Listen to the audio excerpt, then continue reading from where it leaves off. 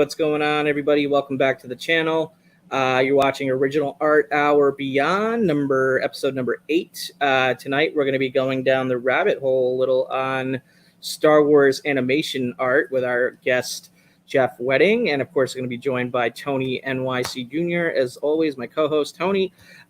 Please, before I bring everybody in and get the show started, hit the thumbs up button if you can.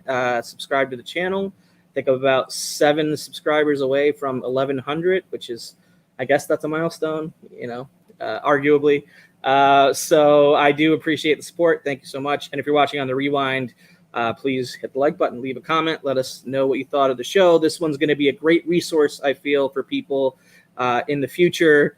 For anybody interested in both Star Wars animation art specifically or any animation art specifically. So I'm excited to do this episode. So like I said before, joining me as usual is my co-host, Tony NY Jr. What up, Tone? Good to see you. What's up? And we got Jeff Wedding. What's up, Jeff? Good to see you, brother. And thank you for doing the show, man. I do appreciate it, man. Oh, you bet. I think it was well timing and kismet on our part. That you just recently started grabbing some animation art so that we could do this show. That is true. I'm doing a little bit of experimenting in that field. I'm trying to learn from folks like you and others, hopefully.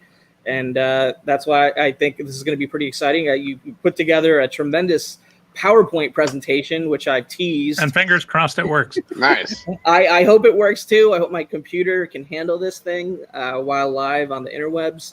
It should be interesting. And we're going to get started in a little bit. But you also hooked me up with a little care package about, 3 weeks ago, something like that. With a bunch of cool little things here. So before we get into your presentation, I did want to share that with everybody because that was just super cool of you to send me a little package of fun stuff. But of course, as always, we're going to say hello to the chat real quick. We got Ruben in here taking a break from... What's up, Ruben?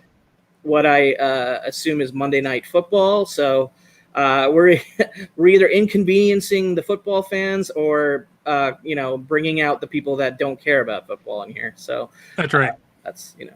I used to care. And at the moment, I'm ignoring the score, so I have no idea what's going on. We got Derek. What's up, Derek? He's here for Thal Jobin. I'm assuming that's a direct reference. It is to the Droids cartoon. There you go. ML Mikhail is in the house. What up, Mikhail? Good to see you, brother. We got Scott Wingo. What's up, Scott Wingo? You're not a football guy? Yeah, right. No one's a big Star Wars fan, Ruben. None of us. We all hate Star Wars. No, I'm just kidding. We got Comic Mag Musings in the house. What's up, Comic Mag Musings? Bill, good to see you, brother. Appreciate you, man. All right, so let me share the care package real quick. All right, let's get through this. I'll try to be economic with our time on this. But Jeff put together this nice little care package and he sent it to me a couple weeks ago. There's some poker chips in here, which I think were like post-vaccination like souvenirs or something for people or something like that. Yeah, I did those for work. Yeah. Pretty cool. Vaccines for victory. I'm not going to get political on this show or anything, but by the way, I have like this OCD thing with poker chips. I love, just having them on my desk and stacking them. So like I got those made here in Vegas. So those got the right clay content to make the right cool, dude. Wow. Very cool. Nice. He threw in a, of course you got to have a OA hobby sticker in here. This is one from Anthony Snyder, of course. That's right. It came in my free portfolio. Came in your free portfolio, right? Yeah. So, had to give that a little love in here. Right. Too geeky for the sports ball. I'm with you. I'm in that camp. What's up, Cookie? Just a little podcast. Good to see you, brother. Appreciate it. James Siegel in the house as well. Good to see you, James. All right. You threw in this card here. This is from Lucasfilm 2015. I don't know a ton about the card, but pretty cool. And in a top loader. I can't remember what exactly that card set was. It came with... No clue. Yeah, I'd have to go back and look. There's a Vader battle on the back. Was that from Topps or is? I see Vader's like hand, and I see. Yeah, it does have a puzzle back. Oh, it's a puzzle back. Okay. Something or other came with a miniature printed version of some of the old Marvel comics, plus a trading card, and maybe they were 3D. Okay. I can't remember. This is pretty cool. They didn't fit in my normal. Because there's one of the mini comics. This is a mini comic, right? Yeah. Exactly. So, and I can't remember why they were doing those, but it doesn't fit in my normal collection, so it went into the random goodies to send to others box. Yeah, like this is smaller than even like an really Ashman comic size. It's like Right. tiny. Like here's a regular book that was in there just for like size, like this, you know, like a small book. It's really small. Yeah, really small comic. So that's pretty cool. And this is what, like a fold out? And that was a mini poster. All that stuff came together. I can't remember. Yeah. The mini poster and the book and the trading card. Got it. So a little cool set here. Yeah, exactly. A little wee comic right there. All right. And then we have Tales of the SS Junkie Star from the Philback brothers. Yeah. So Matt and Sean Philbach were at Dark Horse for quite a while. They're over at First Comics now. Mm-hmm. And the whole impetus for this box is I'm huge fans of these guys. They live here in Vegas. They drew the Clone Wars Digest size comics for Dark Horse back 10, 15 years ago. That was done in the style of the 2D Clone Wars animated series that Jindy Tartakovsky did. Right. And so I wanted to expose you to the non-Star Wars side of the Philbox. There's a ton of Philbach brothers stuff in here. Yep. We're going to get to more of it here. Here's another one, Roadkill. Yep. That's a cool one. We got what? Maxwell Strangewell? This one's a big book right here. It's thick. And those guys crank out 400-page graphic novels in their sleep. Wow. Yeah. Wow. That's crazy. That's huge. What's this? Oh, this is the Linsner one in here. Angry Christ Comics. Joseph Michael Linsner. Oh. And since I knew that Joe had that show coming up with Bill past Saturday, I thought, why not? That was cool.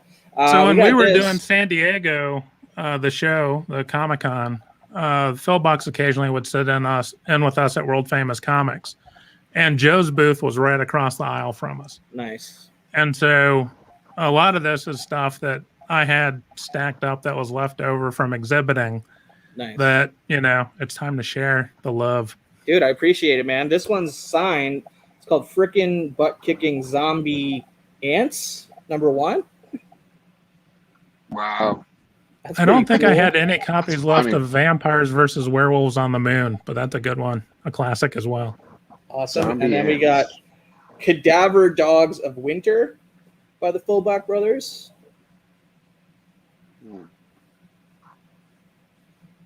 And then we got Captain Freebird, American Prayer by the Philbach brothers. So quite a lot of Philbach brothers graphic novels in this package. Those are all going to be fun reads for you.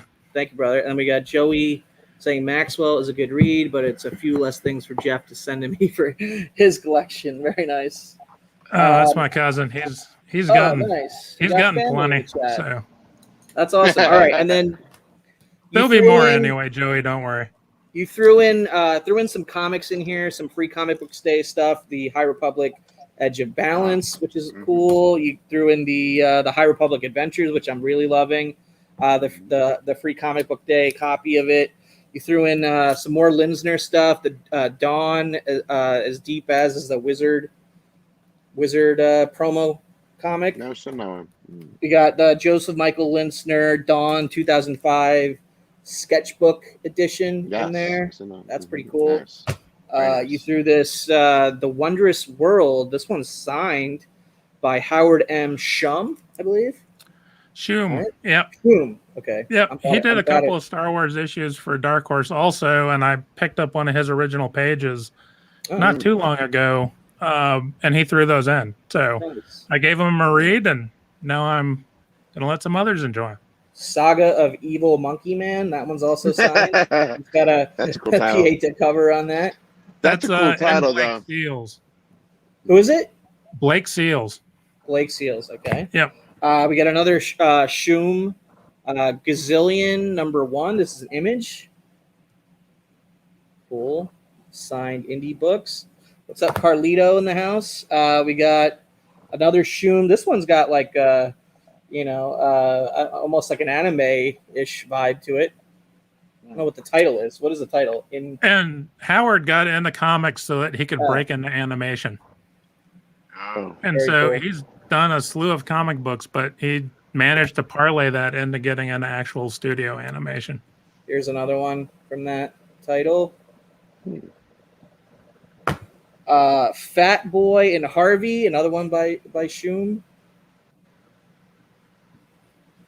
And then this is Femforce. This one's like in a Mylar and everything. It's like huge, it's massive. Like, look at that, pretty thick. That's signed as well, right? Yeah. Yep, Will Mugnio did that one. Nice sig placement and color. Shiny. And then this one's really, really cool. I really love this because I'm digging like, old school Marvel, whether it's, US or UK. This is a Star Wars Weekly UK number 49. I rebagged and boarded this into a Mylar just so it looks better, Jeff. I'm big on rebagging and boarding, but yeah, very, very cool Star Wars Weekly UK comic. I don't know specifically which issues that's reprinting off the top of my head, but that's the way that they. Well, it'd be 1/3 of one issue from the US of one issue. Because they split them up into 3 issues for the weekly series. This is either a print or a sketch from a con, I'm assuming. Philback Brothers. That's a sketch. I was afraid it was a sketch because now I'm going to have to hit you back with something because you sent me art. That's really, really cool of you, dude. A great little cool Anakin sketch right here. So from 2010, and he put it in the top loader and everything. So very, very cool. Get crinkled. What? Yeah, very nice. Exactly. Yeah. Very, very cool. Ruben's That's saying nice, if he has you as a guest on his channel and then lets you talk about Star Wars for an hour, will you send him a nice care package too? Yeah, we could work something out, Ruben. Yeah, sure, Ruben. Just hit him up. We'll see what you can make happen. All right. Well, dude, that was awesome. I wanted to start with that because it was just super cool if you put that together and sent it to me. But let's get to the matter at hand here. We're here to talk about Star Wars animation art. So primarily the 2 cartoons from the Adventure Hour, right, which is droids and Ewoks. So I'm gonna get the share screen going here. Let's see. Again, fingers crossed. Yes, fingers crossed that this works. Let's go full screen on this. How do I get rid of my dock? Is it gone? It is gone. Okay, everybody can see this? Yes. Because I can't see the chat during this presentation, unfortunately. So Tony, maybe, I don't know. Yes. Maybe you look out for the chat. But all right, anything you want to say before we actually get into slides? Yeah. So 1985. The last of the original movies, Return of the Jedi came out in 1983. Yep. Marketing and interest was starting to wane. Toys were starting to sit on shelves. The idea was, if we could do a Saturday morning cartoons and get kids interested in Star Wars again, maybe we can sell a few more action figures. Yep. So Nice. Ewoks and Droids, the Ewoks and Droids Adventure Hour came out in 1985. Droids ran for 13 episodes. They had 1 season. Ewoks did 2 seasons. Each was 13 episodes. And then Droids kind of concluded with a 1-hour special that aired that second year when the Ewoks second season was running. And so that's pretty much the entirety of Star Wars animation, with the exception of a short little animated sequence that aired in the notorious holiday special. Yeah. Which introduced Boba Fett before The Empire Strikes Back. Now, I'm a little, you may not know, but I am curious about that. Has any of the cells or animation-related production material from the Christmas special ever emerged? Do you know? Yes. And so I have seen, there are some out there. I've seen much, or many fewer cells than the production drawings. And we can talk about the differences in those here when we get into the presentation. Right. But it is out there. It's not as prevalent as there is for Ewoks and Droids. So to give folks a little bit of sense on how much art is out there, from a typical animation aspect, there's 24 still frames that are photographed of the animation cells to make 1 second of moving picture. So you figure 24 frames times 1 second times 60 for the number of seconds in a minute times 22 for the number of minutes that are in an episode when you take out the commercials and everything. You're looking at 30,000 plus cells that are created for a single episode. They did, 13 episodes of Droids, so that'd be 13 times 30,000 roughly. Right, and which so is 390,000 for the quick math, guys.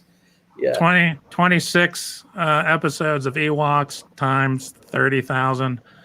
And not all of these cells are going to be main character cells, which we can also talk about.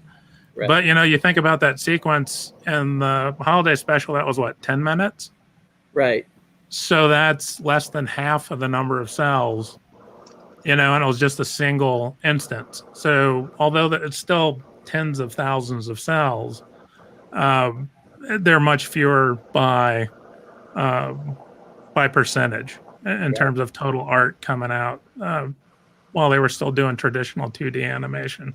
It's still lower than the print run of 90s comics. So yeah, and then the other thing is going to be how many of those were stored properly to survive to the present day, to make it out into the collector market, or are they still sitting in storage somewhere? And that's a question I don't have an answer for. But Nelvana, which is a Canadian animation studio, did that original artwork and production on the holiday special cartoon segment, and then they were chosen to do both of these series as well. So they look similar in style. I'd say that the anime or the section in the holiday special actually has an even stronger heavy metal vibe to it in the way that they did that animation art. But they did do a bunch of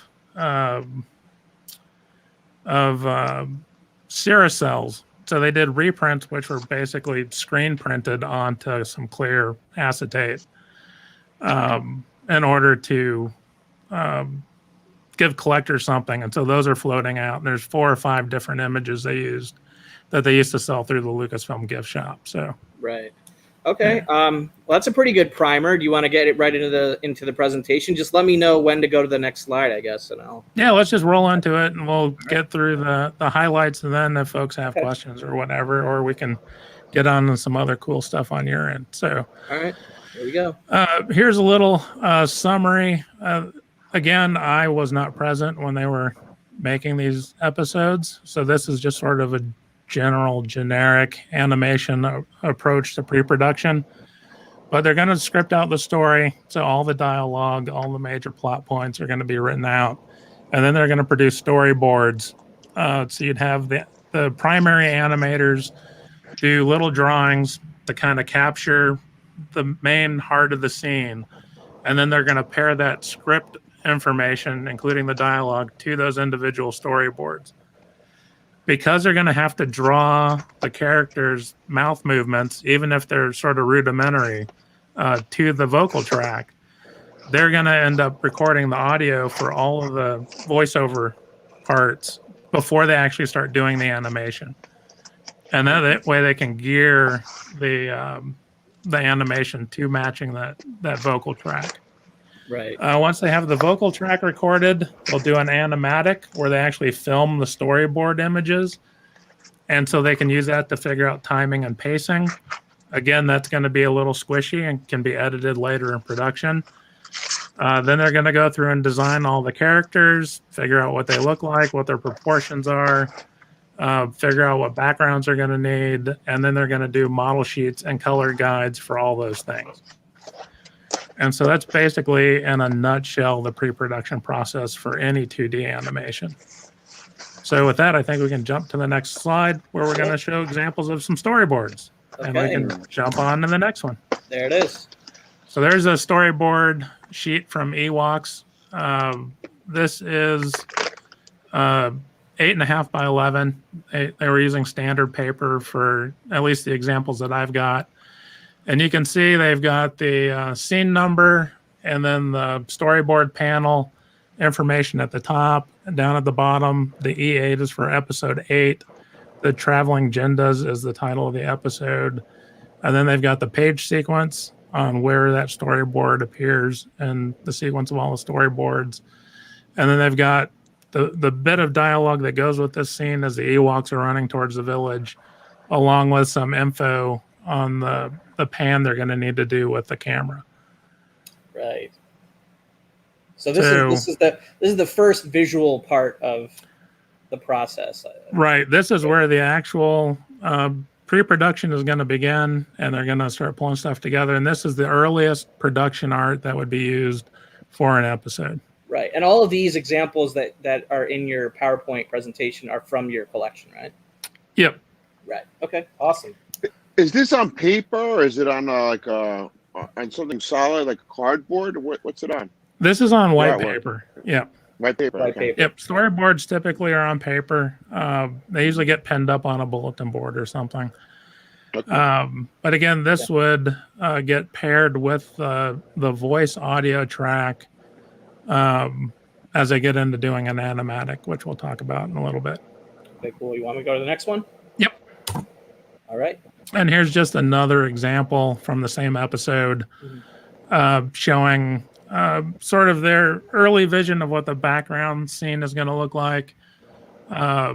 Again, there's going to be more critter movement or something in this when they do the animation, or the water in the foreground. You can sort of see the arrows running through it. Yeah. And then this one is set up for a wide background so they could do a panning shot. And we can talk about that further on when we get to the backgrounds. Okay, cool. Yeah. Model sheets. Right after they get all the previs stuff figured out, they'll start doing some of the detail work on figuring out what everything's going to look like. And let's hit the next slide. Okay. And so, basically, for any character or any prop or any alien or whatever, you're going to end up doing a model sheet. And so in this instance, it's C-3PO, and he's going to be hooked to this winch as a lifeline so he doesn't drift away. And so it's a quick little model sheet with the winch drawing design, along with, sort of a random pose for 3PO to make it look like he's floating, and then how it actually attaches to him on the back with a harness. And hopefully everyone can see, it looks like there's tape sort of around the artwork. Yeah, I can see that. Yeah, in this instance, that artwork is taped to this page to go with the notes. Gotcha. One of the things that folks who get into collecting the art from this period that'll differ from the artwork in the 1930s, so early Disney work, is Xerox was available.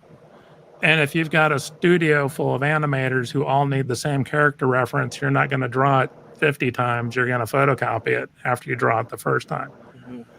And so you may have 2 or 3 people who are painting or drawing the cells for this sequence who are all going to need the same reference to do their work. And so it's not unusual to actually find Xeroxed artwork, particularly from the pre-production process, in order to make it available for everybody that needs it. That makes sense. Yep. It's something that a lot of people need, their own reference page for. Got it. Okay, next one. Yeah. So here's a character design sheet. Really cool. And so this one, again, is on white paper, but it has a clear acetate sheet over it that has the color work. Right. Okay. And so you can flip up that color work to see that pose with just the line drawing underneath it. Mm-hmm. Nice. So you've got the character in several different positions, so you can see how his costume is designed from all angles. You've also got the notes for the exact paint colors that are to be used for all the animators that end up painting a cell with this character on it. And that way they can get a copy of this. Again, the background, the white piece of paper with the line drawings is a photocopy, but the cell on the front is hand painted. And again, several of these would be made up to pass around to the different animators working on scenes where this character would appear.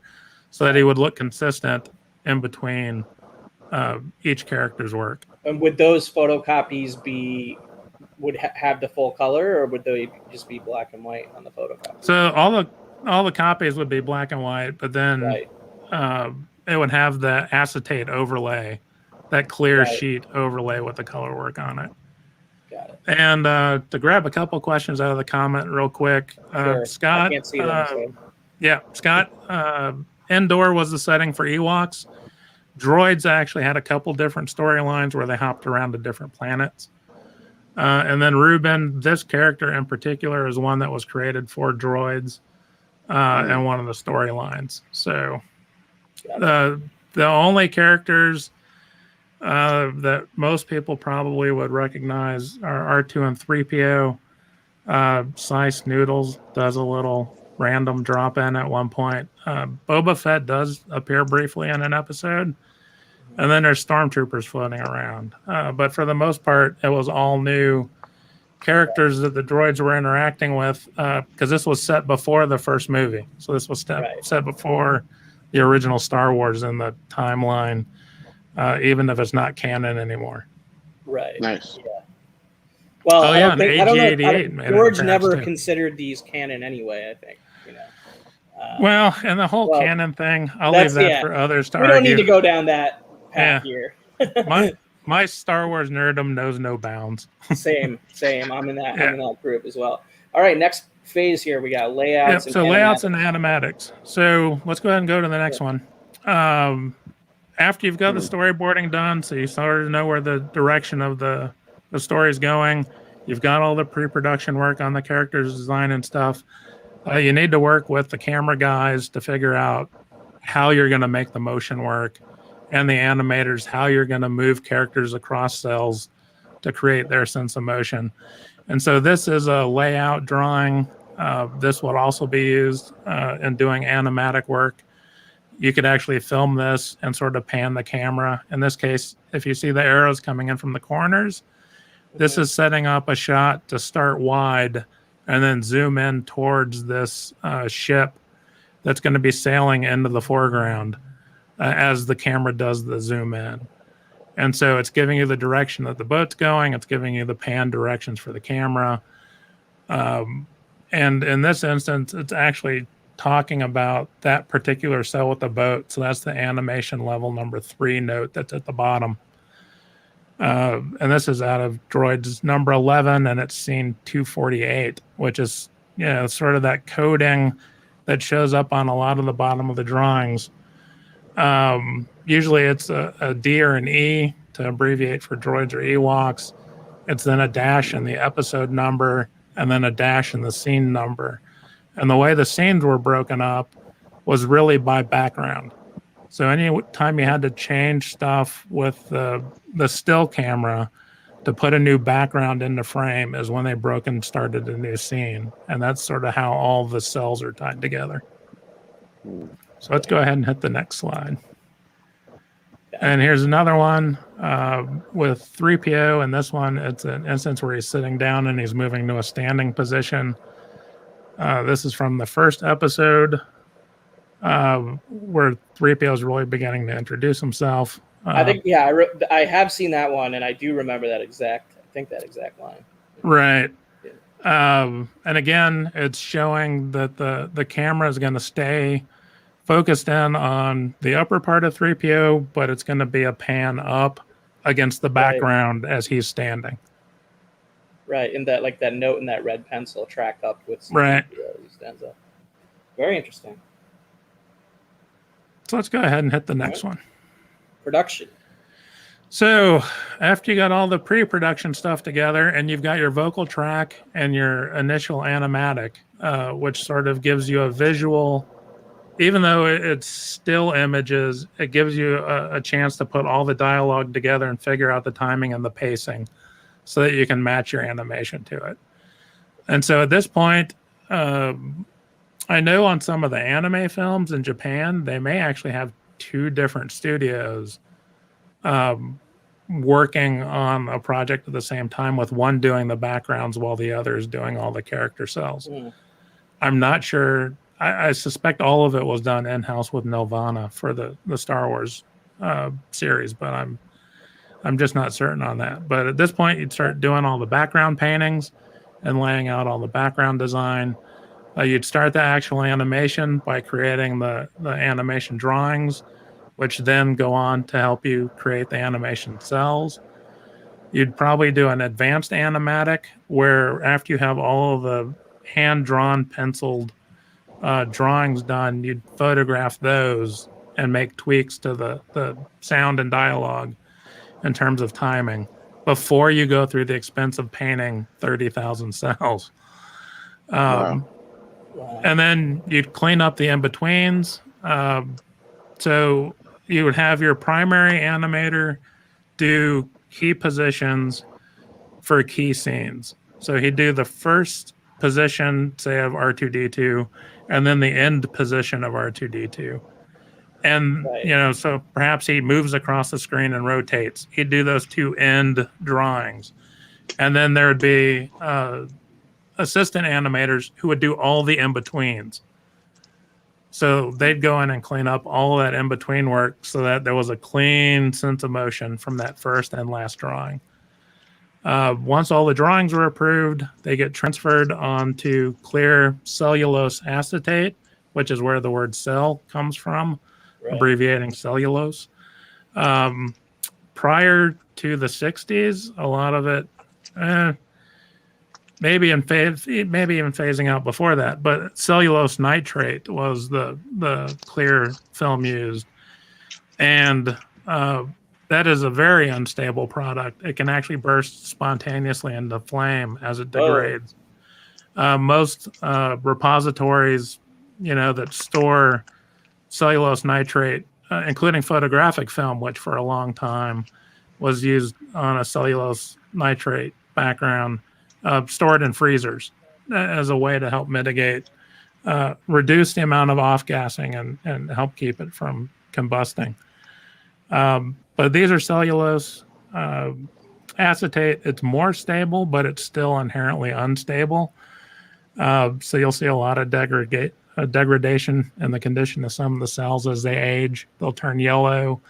They'll start to wrinkle. Eventually, they'll start off-gassing acetic acid, which is why some of them start to get that vinegar smell. And eventually, they'll disappear. So, but they would get inked. The cells would get inked and painted. Then you do all your setups, which we'll talk about in detail, and then you do the actual photographing of the cells. And so, and Ruben, I don't know how many people Nelvana had on staff when they were doing these episodes to do the 31,681 cells. Hopefully someday someone does a behind the scenes video with whoever's surviving that could give us that kind of info. But I haven't found one on YouTube yet. So, or on the bonus stuff on any of the Lucasfilm DVDs. So maybe someday that'll be there. So let's get into some backgrounds. So yep. So this is a background from Ewoks, episode 8. So this is a hand painted watercolor on a heavy watercolor paper, a pressed watercolor paper.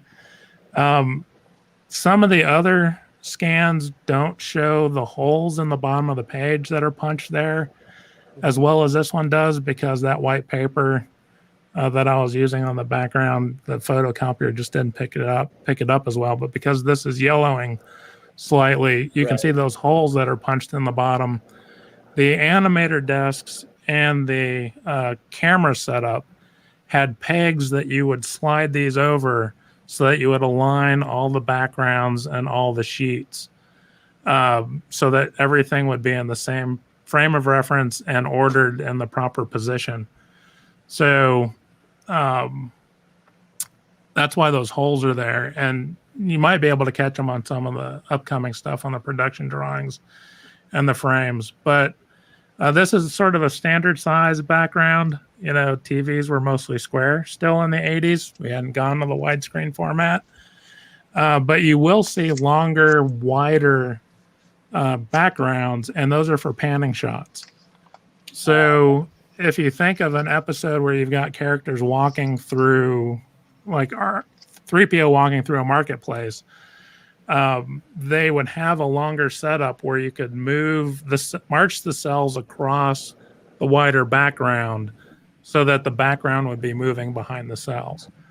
And so you will find wider backgrounds, sometimes 2 to 3 times as wide as a normal cell. And most cells of this period are 12.5 by 10.5 inches, to give you a sense of reference. So this background's a little bit bigger. It's probably maybe 14 by 13. But you might get one that's 2 or 3 times as wide, depending on how long that tracking background shot needs to be. Cool.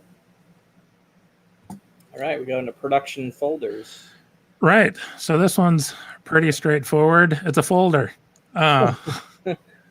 If you're tracking, hundreds of scenes with thousands of cells, there's got to be some way to keep track of it.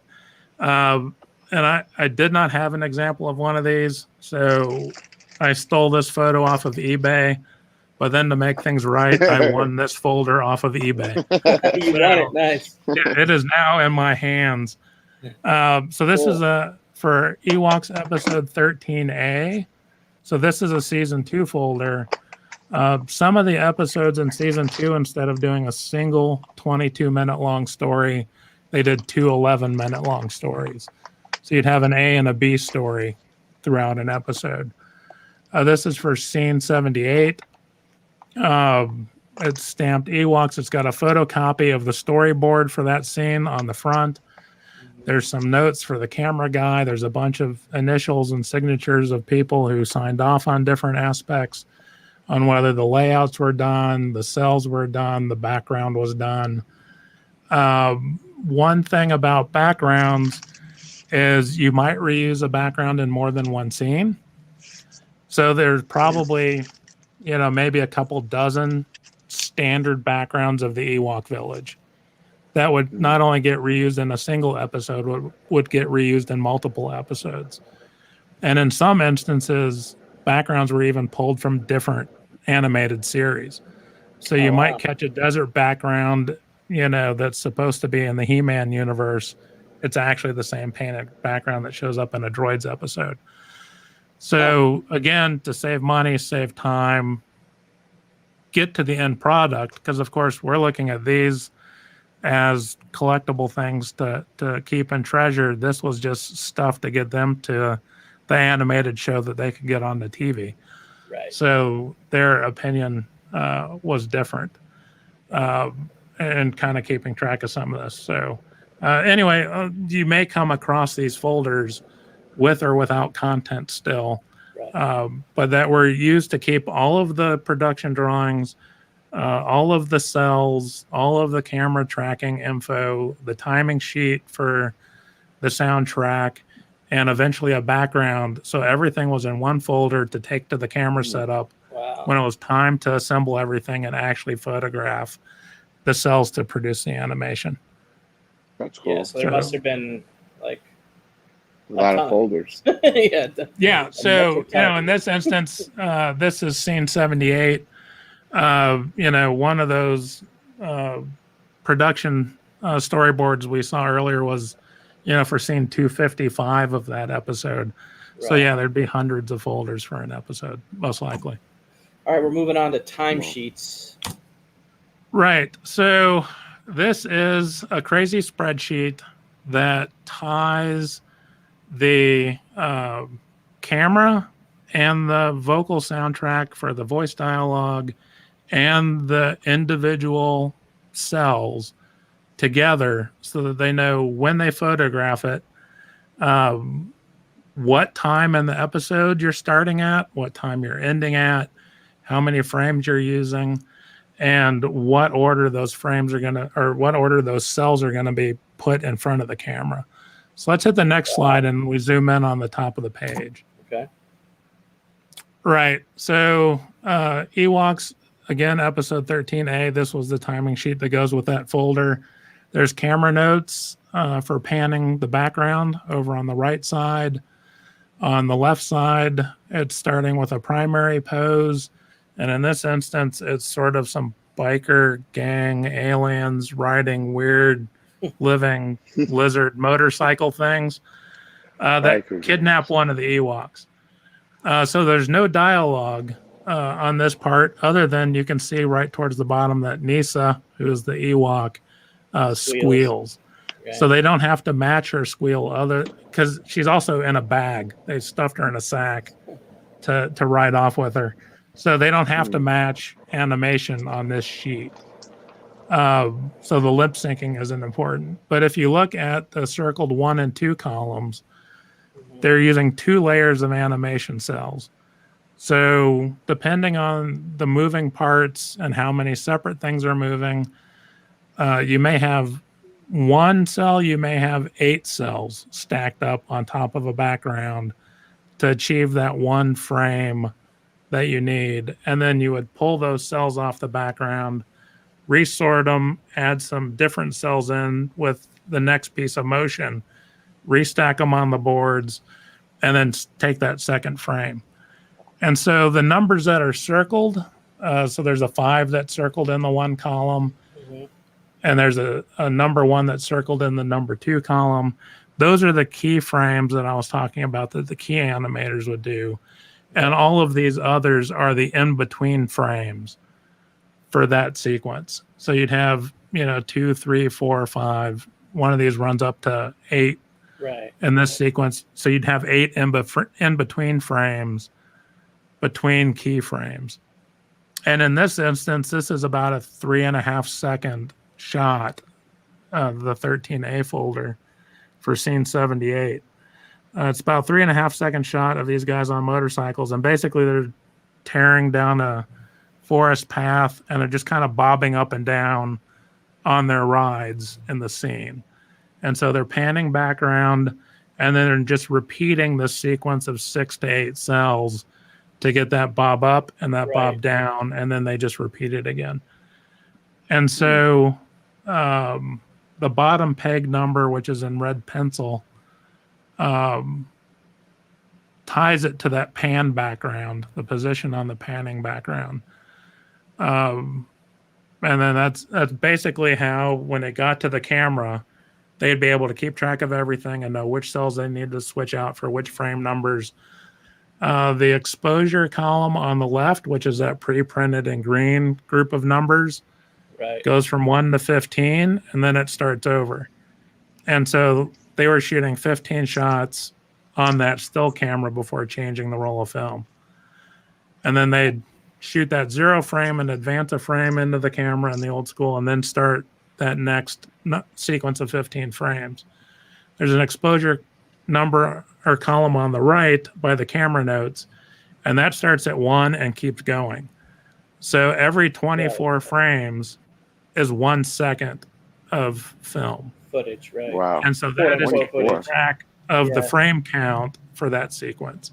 And this is a full page of 40 something or other lines, and it continues on to the next page. So these are, these are essentially the instructions for taking a whole bunch. If you can understand all the little notes, that is the instruction diagram on how to shoot that sequence. Yep. Right. Taking all the artwork and then turning it into animation is on this page, essentially. Yep. That's crazy. Wow. All right. Wow. So there must have been a lot of these as well, obviously, because you're talking. So for each of those folders, for each of those scenes, there'd be one of these timing sheets. Right. Wow. All right. Next up, we got the animation drawings themselves, keys and in-betweens. So here's a pencil line drawing on a white animation sheet. Again, this scan doesn't show the holes very well. I could kind of make out the hole in the middle there at the bottom. Right. Yeah. My copier at work is just too good, apparently, and was trying to correct all the little glitches for me. This may or may not be a primary cell. I'm not sure, since I don't have all the info for this sequence. But this is Ewoks episode 9B, so it would be the second 11-minute episode or story of episode 9 in season 2, and this is sequence 16. You can note she's wringing her hair out because she's got a ponytail and she's dripping wet. So there's a little blue pencil showing the drip lines, and there's a couple of notes that are pointing out either color or motion, and I just can't read those scribbles to try and decipher what it is they're trying to illustrate. But this would have been done by hand on a white piece of paper. And then these, again, are the same size of the cells. So they're 12.5 wide by 10.5 tall. And for each character, depending on the amount of movement, you may have multiple characters on a sheet, or you may have an individual character. And then, as I mentioned, there might be 30,000 or more cells. Part of that's going to depend on how much movement there is. So if you've got this character who's wringing herself off, but there's two other characters who are just standing there watching on the bank of the river, those two characters may not move, in which case you would paint one cell for those stationary characters, but you might do 16 cells of Latara here as she's getting up out of the river and wringing her hair out. And so you don't always get an even number of cells represented between characters, depending on how much motion. And if there's two characters talking, you may get one base layer cell of their heads, but then you will get individual cells with just their mouths and eyes. And so all you would get on that drawing or on that animation cell is a pair of eyes and a mouth. And so there's a lot of what collectors deem sort of the lower tier cells where they're still original, they're still period and part of the production, but you're getting a pair of eyes or a random arm, and that's the only thing on the drawing or on the cell because of the way they composite it in the photography. Right. So kind of just like almost like an enhancement instead of a full piece. Right. Well, and again, to save time and money, it's easier to paint one cell of a body and then just make 5 more cells moving the arm than it is to keep repainting the body. You want me to go to the next example? Let's go to the next example. So here's 2 from that folder. This is episode 13A again, scene 78. And this is the drawing for L2 and L3. And so there's that alien biker guy I told you about. Princess Nisa is sitting behind him, bound up in the sack. And he's on top of his little lizard motorcycle thing. And if you look closely, his foot in the left side is higher above the dirt cloud than his foot in the right side. Yeah, you're right. Yeah. And so the tail of the critter is just a shade higher. So they basically drew that twice and made that slight movement, and that's going to be the motion difference in those 2 frames.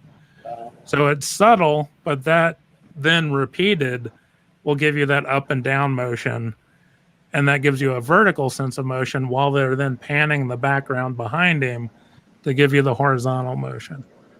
And so some of these, that sequence, if you can repeat frames, they may only do 8 drawings and then use them 2 or 3 times repeating. If there's a lot of motion in the drawing, say she wasn't in a sack and was waving her arms around and stuff, they may have done 20 different drawings to capture all of that motion. That would have more differentiation in that movement. So it really depends on what's going on in the scene. Okay. Very interesting. Yeah, it gives me a whole different sense of the scope of the amount of these drawings that have to be done. Right. Sometimes it's very subtle, the amount of change in the animation to keep it looking smooth. Right. So let's go ahead and hit the next one.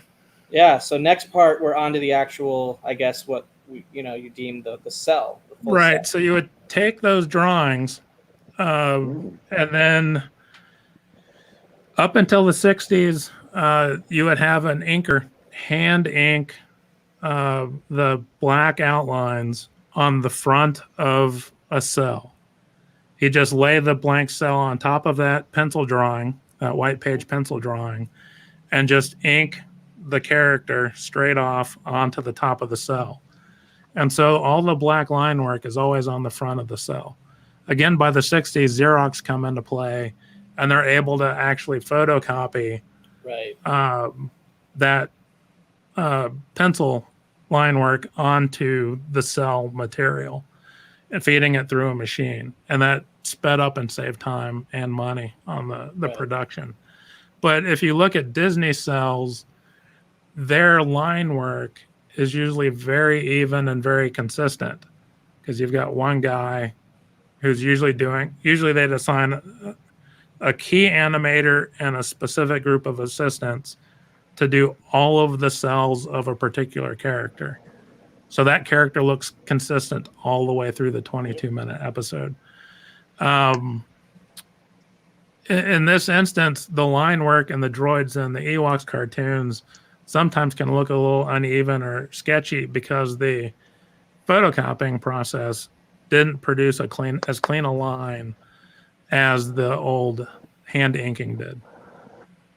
Just something that gets noticed when collectors really study these. The other thing is, because that is basically toner on the front of the cell, those black lines will rub off really easy.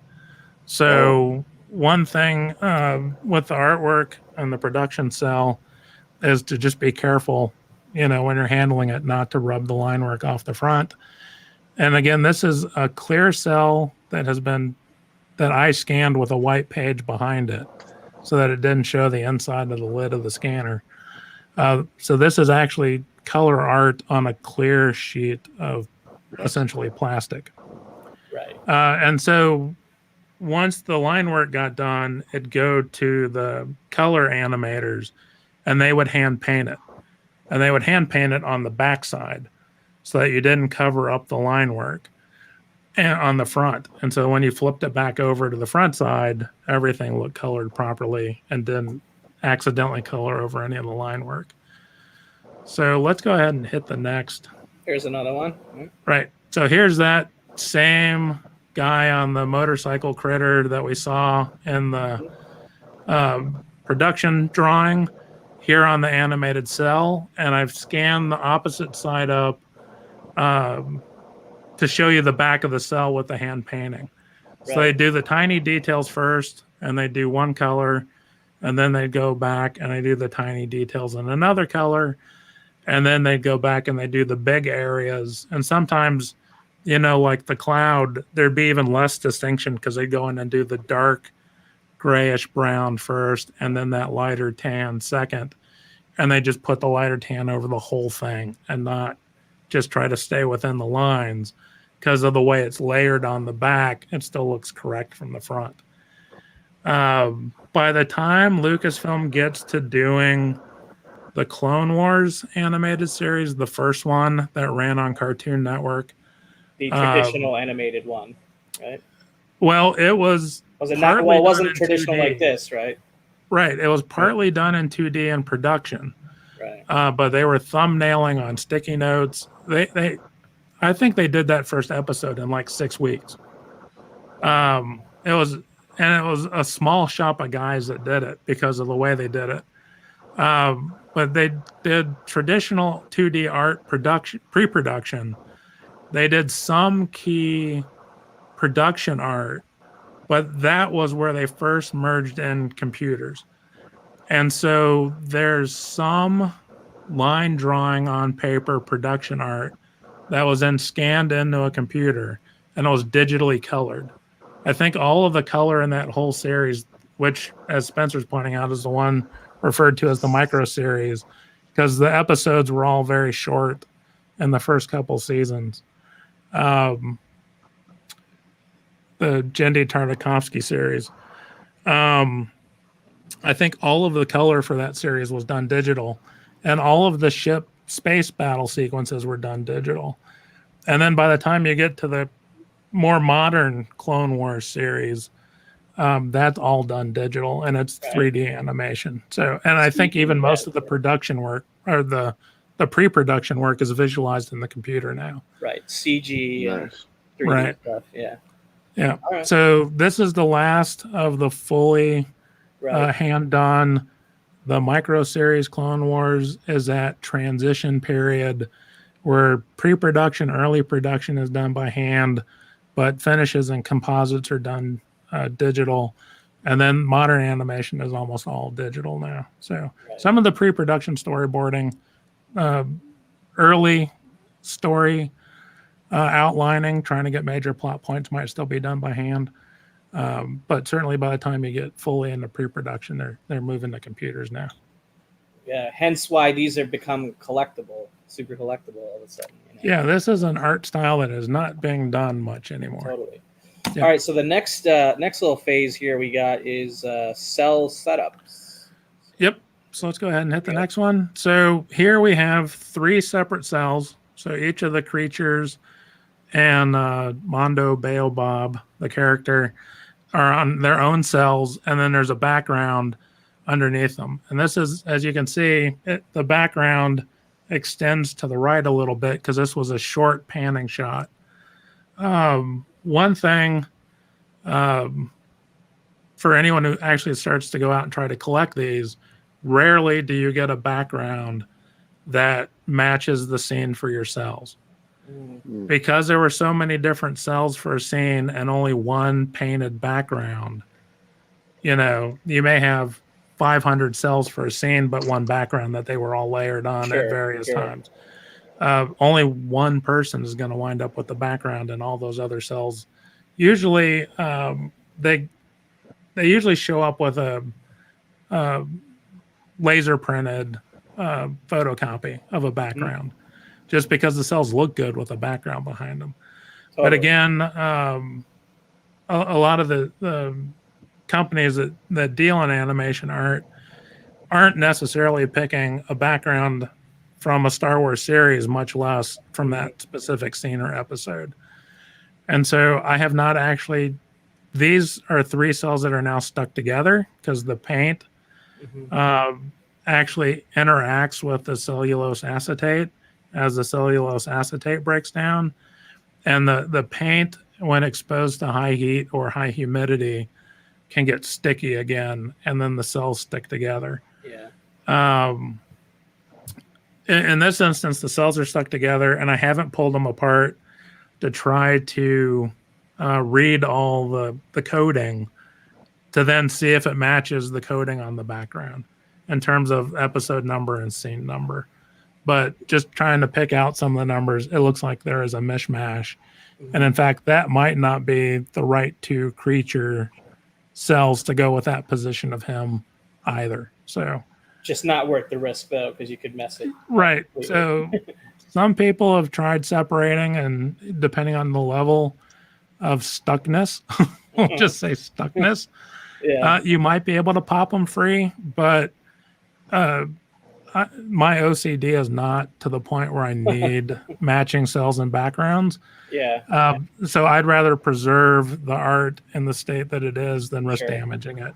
Yeah, I only, I don't have an extensive animation cell collection, but I'm pretty sure every cell that I have that I've already at least unboxed does not have an original background. It's all like copied backgrounds or just on top of a blank piece of, the original, just the sketch.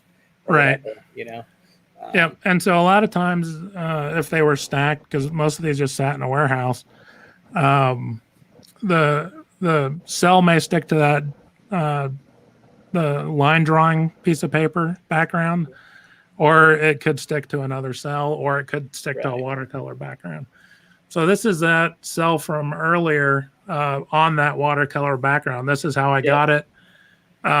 This background, again, is not the back. It is an original hand-painted watercolor background. It is not the right background for this particular cell. Right. There's a different bank arrangement that should go with this one. So, in fact, the background for this one's from episode 8, and that cell's from episode 9. So, but again, they were paired together, and the only way to know is to try to screen match them, which isn't always easy. So, sure. Yeah. Let's go ahead and hit the next one. Cool. So now we're into the post-production area.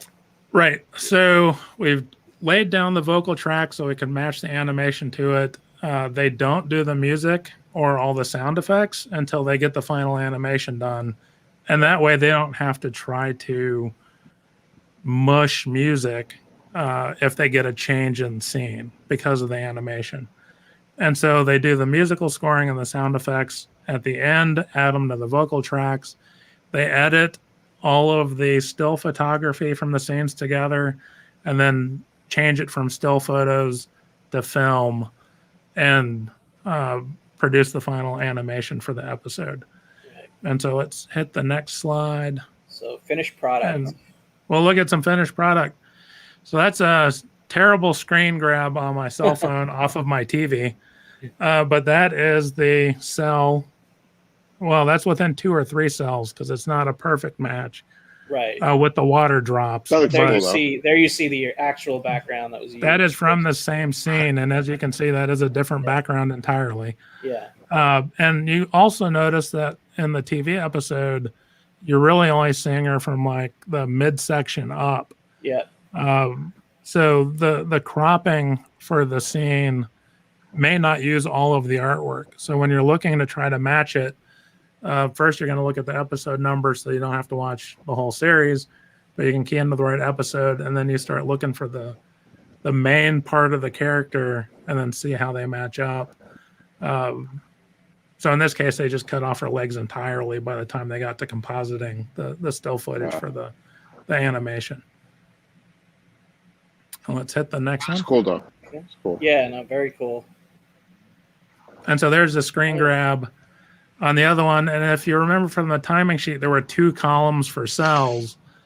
As you can see, our main guy is in the background cell, and there's a foreground cell with the head of the motorcycle and the hands of one of his compatriots that would have been layered on top of this when they shot the imagery. And then you can see the background they added as they panned across doing the movement. And part of it from the color end is from the color you put on the cell to the production as it ends up on television, that color shifts. Yeah. And so you can see his stomach is a little more vibrant, his pants are a little more blue. And that's just part of, photographing it under certain lighting conditions and then exposing it as a still frame and then compositing those in the editing room into a moving picture. There's some color shift. So right. Because they were transferring from analog format to analog format, right? Right. Yeah. And so part of that early pre-production color design was also having that experience to know, okay, if we use this color here and it looks blue-green, it's going to look light blue by the end product. And so those guys had a real mastery of envisioning, if I put this color on here now, it's going to look different, but it will look like this in the final product. Very, very cool, man. That's quite a journey it takes, like right. to get from all the way back there to the start to here. Right. I think we might have one more slide. Yeah, there's one more slide here of what? Some more examples. Oh, wow. Cool. Random examples of another layout guide and then some of the other cells from my collection. Awesome, dude. Well, yeah. I'm gonna take us back onto the screen here. I think. Hello, everybody. Hello. With that was an awesome cool. sort of walkthrough from the very beginning phase to how how it looks when you watch it, right? So yeah, I mean when I started, the first cells I got were actually at Star Wars Celebration 3 in Indianapolis, and they did a panel just sort of generic about Ewoks and droids. And Lucasfilm donated a couple boxes of cells that they handed out to folks in the audience. And I believe I got one of those cells with eyeballs on it. And so, it was like, I've got this great piece of Star Wars history and it's eyeballs. What the hell is this about? So I'm just now seeing all the comments. But it definitely, like Scott's saying, is definitely a masterclass that I'm going to have to rewatch this over again because I was like, I think I got the majority of what you were saying, but I was also trying to hit buttons and stuff. So, and of course, dude, I'm not a full expert on this, and I don't know, since I wasn't in Nelvana's studio. I mean, this is just sort of the general steps of 2D production that I'm kind of fitting this into. But I suspect it was somewhat similar, if not very similar. And again, hopefully others will watch this and be able to fill in some of the gaps, in my knowledge. But this all started with me getting a piece of clear plastic with some eyeballs on it at Star Wars Celebration 3 in Indianapolis to just looking more into it, and then over time starting to pick up some pieces. And building the collection. So you are getting a lot of compliments in the chat. We got Sam Rojas, Southern Comic Geek, Anthony Aguilera, Jackson Roy, Kirk, Ruben, Derek, Scott. So I think everybody does appreciate the educational aspect of what you just went through. I do have some of the scans you sent me and stuff, which we could take let's take a quick look through those because it is pretty cool. I think to see like. Just more of what you have in your collection, right? From that standpoint. Right. I don't know how quickly you want me to go through these, but... set your pace. I've got 2 portfolios. I've decided that's where I'm going to constrain my collection size. I've got one for Ewoks and one for droids. Right now, this is the droids. This is the droids folder you sent me, so I'm just going to cycle through... because we saw some of these in the slideshow and the PowerPoint, but that's cool. And if you go back one real quick, this one to number 10, if you look at his head, that one. If you look at his head, some of the detail line work is actually rubbed off on that one. So that's where I was saying that black line is real sensitive to abrasion, so you don't want to I'm zooming rub on it too much. Yeah. And the other thing about cellulose acetate is it's static clingy, so you can see all the dust that's accumulated. And again, I don't want to try to clean it really because I don't want to accidentally wipe off either paint on one side or the line work on the other.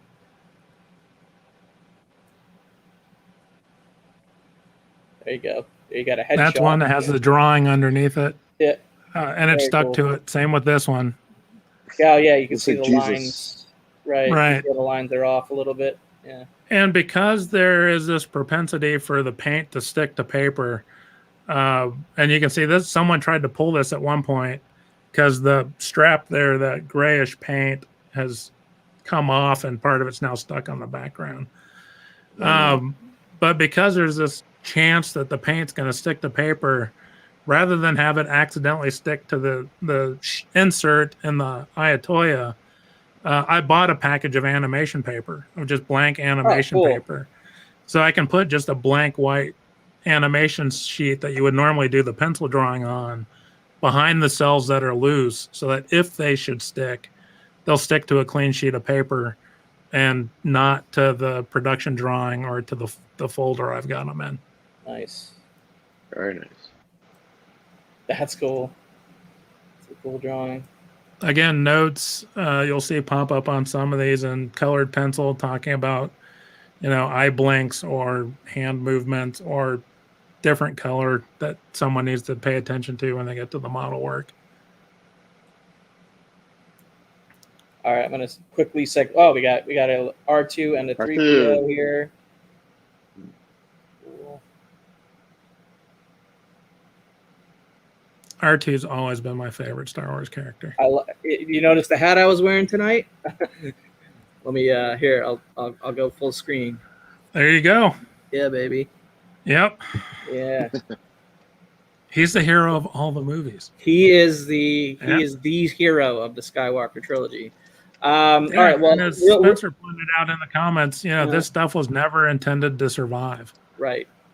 This was supposed to just get them to having the movie. And then the other thing is, some studios, to save money, would actually take the cells when they got done with doing a movie or a television show, and they'd pay someone to sit there with a bucket with some acetone and some soap in it, and they just clean the cells off. They take the line work and the paint off and hang the cell up with a clip to dry and then reuse those cells to save money. And so there are some features where all the cells just got washed, and there probably aren't surviving examples. So this is your Ewoks folder that you sent over to me. So I'll quickly cycle through some of this stuff as well, so people can see them. Let's see. All right. And Kavi and I met over on Comic Art Fans. And if you go check out my gallery over there, none of this is uploaded. Oh, so you haven't uploaded. None of this is uploaded yet. Well, you got to get your animation category going on. I know. I was so focused on catching up with the Star Wars comic book art that I didn't even think about doing this. But now that you've put me to task and had me scan everything, that's cool. Dude, I can start uploading it over there. That's a great one right there, man. I love that one. Yeah. Oh, that's cool. But again, as characters are walking on or off frame, you're going to get partial characters. Right. I think this folder should have the eyeballs that was that first cell that I got. Oh, there's a partially off screen. Yep. There you go. So finding those centered full character images, that's what everyone wants to look at, and those are the hardest ones to find. 3 character cell. That's cool. So that was probably the end of a sequence, because they wouldn't have kept all 3 of them together to do that much motion. They'd have split them up to do individual motion on the characters. Right.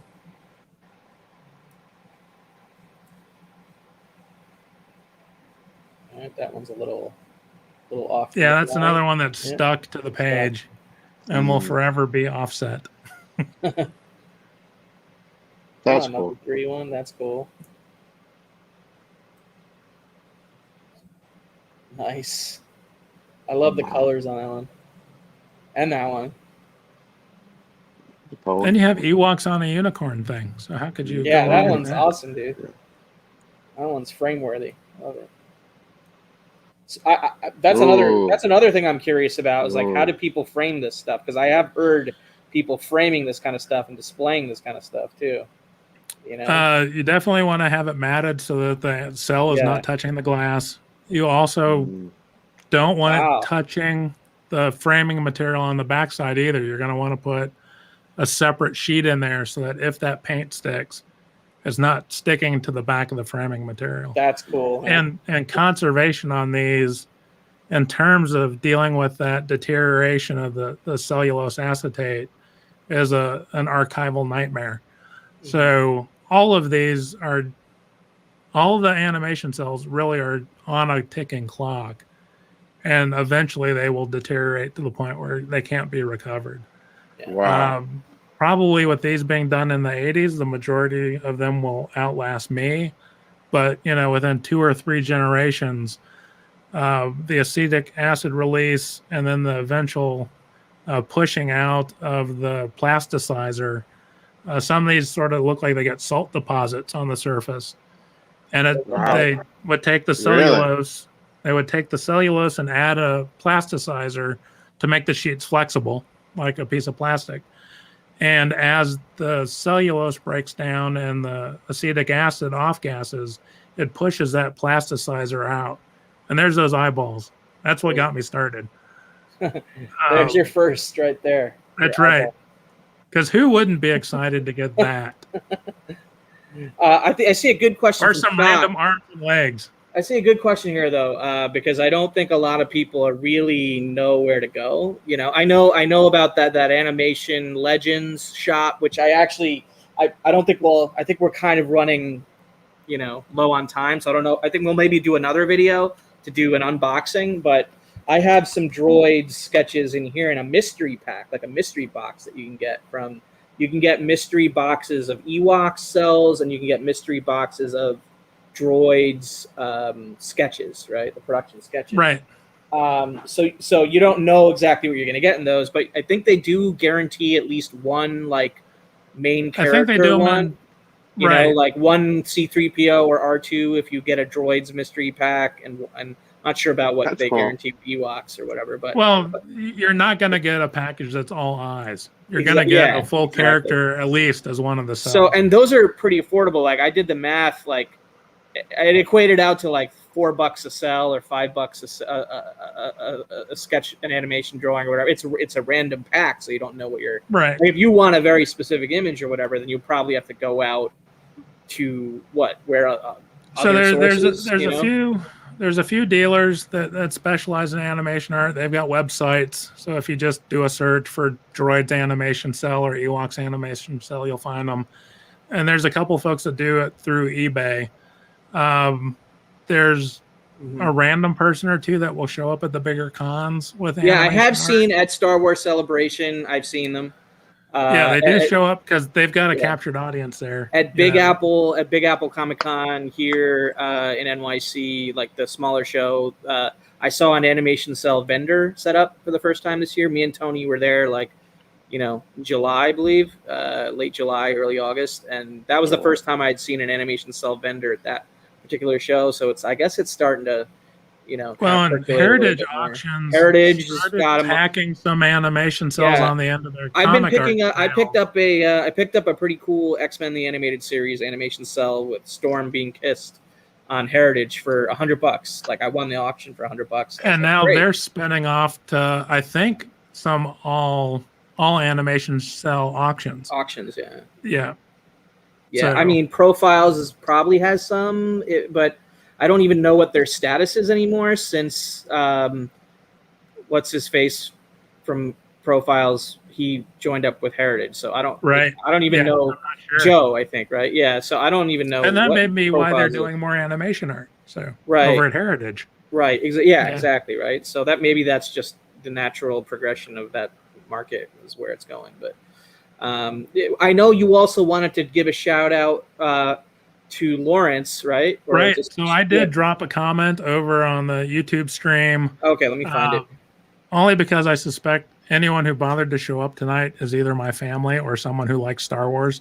Well, I think a lot of people will discover this on the rewind that like Star Wars for sure. Well, and so for you folks that like Star Wars, Lawrence Klein. I'm trying to find your comment here. I think I dropped it at the beginning. If not, I'll drop it towards the end again. He's doing a series of auctions on eBay to help out with the Berkshire Art Association. And he's got a group of auctions going with some old school Bronze Aged artists, including Luke McDonald, Joe Staten, and in particular Walt Simonson. Walt Simonson comic art is pretty much unavailable. Walt has held on to the majority of his art from all of his books. And in this instance, Walt did a full page, frontispiece page sketch of Darth Vader in one of the hardcover IDW Walt Simonson Artist Edition Star Wars books. So just, if you are a comic art fan, or a Star Wars fan, and that floats your boat, go check out Lawrence's I did see the auction. sketch. It is pretty cool. Yeah, it is pretty cool. What was the website again? I'm not seeing your comment in the chat, man, so I can't. It's on eBay, and I'll put a link into that Walt Simonson. If you put it in the private chat over here, then I can maybe put it in the chat and then highlight it. That'll work. So I'll grab that. And I will switch to the private chat. And I will send it now. All right, perfect. Right, so this is the link, guys. So make sure you go check that out. If you're into Star Wars. Yeah, I know that there's I think there's a Luke McDonald Iron Man. He did a run on the Bronze Age Iron Man series. Joe Staten, I think, has a Batman and a few other characters on there. So it's some really nice art from some of the old guys. And it's all going to a good cause. So nice. Yeah. Yeah. I might even have to go after it, but we'll see. Back off. No, I'm just kidding. No, I'll leave it to all the viewers. I think you got your significant other. Oh yeah. Here in the chat. Hello. Hi, Peanut. Thank you for letting us borrow your husband for an hour and 20 minutes. So we do appreciate it. And dude, that was an amazing walkthrough for animation, traditional animation 101, especially for the Star Wars stuff, droids and Ewoks. I'm going to utilize that presentation in my own collecting here, as I have unopened packages of droids. I can't and believe Ewoks. you're not going to open that droid. I'm not going to do it just because I want people to watch this on the rewind. Like 80 minutes is kind of daunting. You know, I want it to be like a good resource for the educational aspect of it, and I don't want it to get too bloated beyond this. But we'll figure out a schedule. We'll figure out a schedule, and we'll just do an unboxing only episode of animation, Star Wars animation art. And I picked up animation art from some other shows as well. Ultimate Spider-Man, I believe. So, and Wildcats too. So. Oh, nice. Yeah. Stuff. So I'm excited about those, and I'm gonna get more into it because literally we're talking $3-4 a sell here. You know the cost. It's good to filter in between original comic art pages because it's easy on the wallet, but then you get that satisfaction of getting something in the mail. I know, right? Exactly. That's I can't complain at those prices, but yeah, I mean, but I've been keeping my eye out for like some, I guess, more stronger images and stuff from Batman the Animated Series and X-Men the Animated Series and Spider-Man the Animated Series, specifically from my favorite 90s shows, NTMNT. Right. Yeah, so I loved all those cartoons. That's what got hooked me on these comic books in the first place, really, when I think about it. So it's a slippery slope that goes both ways between comic art and animation art. Because one of them you started with as a kid, and it led to the other one. So. I know, right? It's exactly, and it all leads to just a lot of fun. So I appreciate you doing it, man. And anything else you want to plug or mention? I mean, I put the link to your CAF gallery in the description below. So if you are a Comic Art Fans member / user, you can go find Jeff's gallery below. You can follow his gallery and stay tuned for the uploading of his animation. Massive upload. Yeah, of all the massive upload needs to happen. So, anything else you want to plug or drop? No, I'm just going to look forward to getting together to see what you got in your package. I know, right? Well, maybe what? I want to see. Maybe we just unbox that, backstage. We'll see. We'll make a game time decision, or not. Let's do a video. Let's do a video. We'll do a separate video. Yeah, we'll do a separate video. Everyone else is gonna want to see. Exactly. Yeah. What about you, Tone? Anything you want to mention or plug? You got any sales coming up on Whatnot or anywhere else? Whatnot on Wednesday night at 10. I guess that's basically it. Nice. All right. Well, the only thing I need to plug is the next episode of Original Art Hour is this Friday. I believe we're gonna do 9 p.m. Eastern, but I'm gonna have to confirm that with the guest Chris. I got issues 2319 at I got issues 2319 on Instagram. My buddy Chris, who Tony and I were hanging out with last weekend at ArtCon in New Jersey, so that was good to see him there. But he's gonna be hopping on. He's gonna be believe it or not, the 35th episode. I can't believe I got that far on the Original Art Hour show. For the first, the first format that I did with that show. It's been, I don't know, a couple years now doing it. So 35 episodes, I'm not super prolific, but I try to fit these in when I can. So I'm proud to have gotten up to 35, and I look forward to that. So that's on Friday night. And Tony has to plug that he's a handsome devil making the rest of you look bad. Exactly.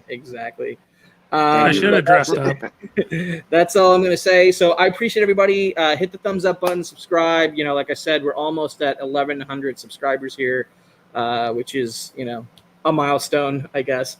And for those of you who are fans of the outro song by Neighborhood Nick, NBHD Nick, check it out, and we'll catch you on the next video. Peace. Thanks, everybody. Okay. Where do I begin? I see the hate, they don't want to see me win. Bank deposits, I got more coming in. Top down, throw the money in the wind. I don't want it all. Heard the scammer had to switch up the accounts. Moving paper, gotta call it my account. It's all in, I can have it coming out. Been through the struggle, I can see another drought. Yeah. It's not a purse, it's a merch. 6 figures was a goal, now it's 9 or a hearse. Put it work. Used to pull up, not swerve. No time for the snakes, time to put them in the dirt. That's word. I gotta get it, it's in my DNA. You only see the highlights, don't know what it takes. Last year stressing, got no sleep. Now I'm right between the courts, I don't know bleed. I see the hate, they don't wanna see me win. Bank deposits, I got more coming in.